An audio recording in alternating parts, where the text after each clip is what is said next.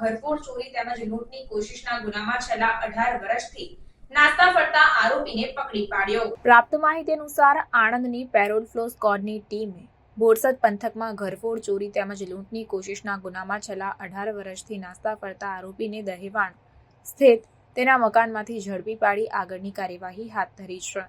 Borsad town police મથકમાં નોંધાયેલ ઘરફોડ ચોરીના ગુનામાં છેલ્લા 18 વર્ષથી તેમજ બોરસદ રૂરલ પોલીસ મથકમાં નોંધાયેલા લૂંટની કોશિશના ગુનામાં છેલ્લા 8 વર્ષથી નાસ્તો ફરતો ડોસાભાઈ ઉર્ફે મનુભાઈ બાબરભાઈ તળપદા હાલ તેના ઘરે આવ્યો હોવાની બાતમી પેરોલ ફ્લો સ્ક્વોડની ટીમને મળી હતી, જેથી પેરોલ ફ્લો સ્ક્વોડની ટીમ દહેવાણ પહોંચી હતી અને નાસ્તા ફરતા આરોપી ડોસાભાઈ ઉર્ફે મનુભાઈ બાબરભાઈ તળપદાને તેના ઘરમાંથી જ ઝડપી પાડ્યો હતો।